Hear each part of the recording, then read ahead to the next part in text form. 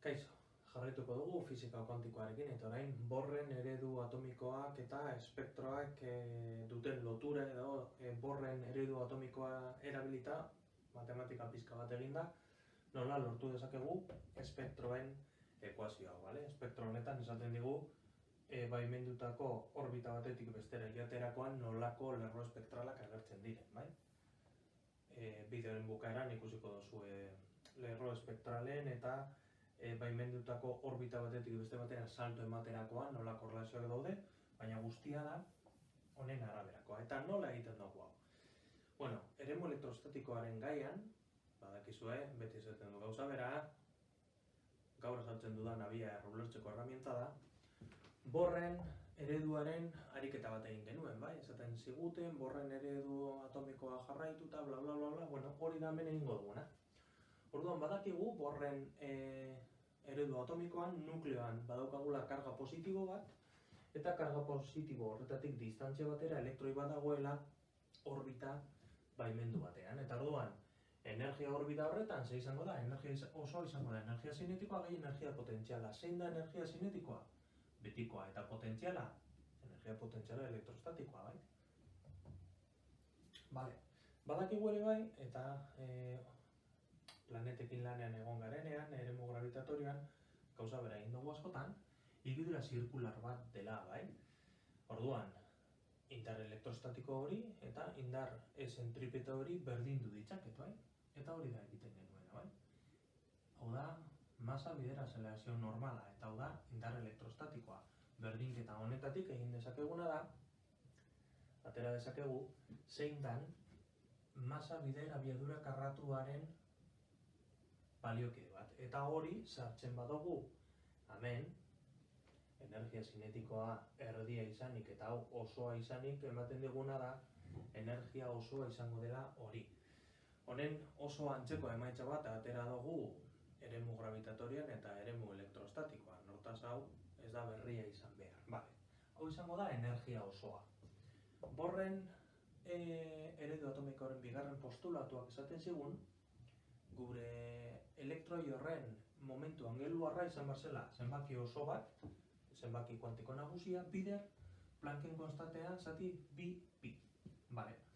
Masa bider, abiadura bider R izan behar bada, N bider H zati bi pi, ebatzi dezaket zein dan abiadura, elektroi horren abiadura, eta elektroi horren abiadura jakinda, eta eroaten badut, berdinketa honetara zer gertatzen zait? Gertatzen zaidana da, karratura egiten badut,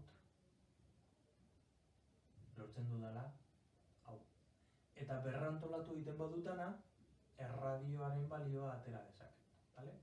Hau izango da, baimendutako erradioa ikusten duzuenez, ez da edozein balio posible, baizik eta N zenbaki oso horren proportzionala dan erradio bat. Logiko, bai? Hori da eredu honen oinarri bat.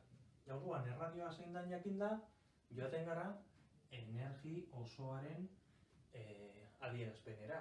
Erradio horren balioa sartuta, ateratzen zaigu konstante bat zati N karratura. Orduan horrek esan nahi du,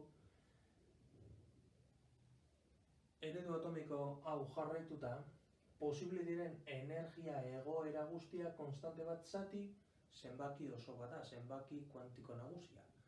Beti ere, kuantizatua dagoela kontuan hartu dugunez, fisika kuantikoan gaude, Borren eredu atomikoa kuantizazioan oinarrituriko eredu badanez, logikoa da hau lortzea. Energia izango da konstante bat zati, zein baimendutako orbitan egongo da. Hidrogenoaren kasuan, konstantea 13,6 elektronvoltio dira. Vale.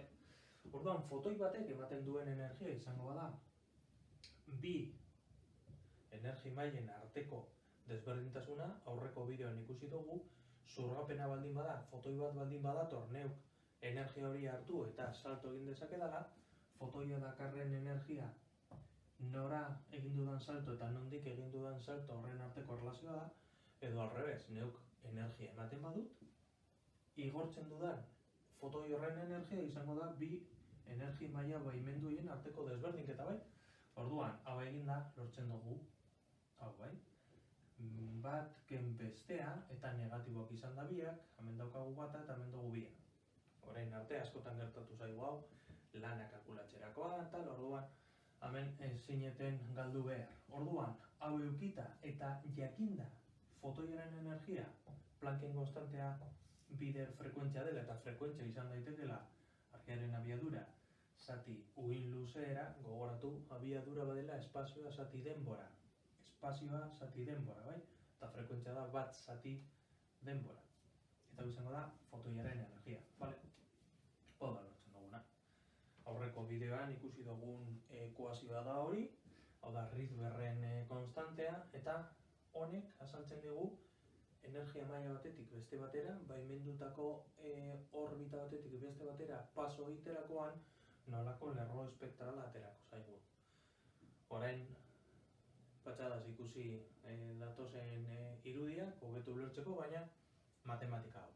Ez da jakin behar, selektibitatean ez dut eskatuko, baina ikusi dezazuen egia dela Bohrren eredu atomikoak espektro atomikoiek azaltzen dituela.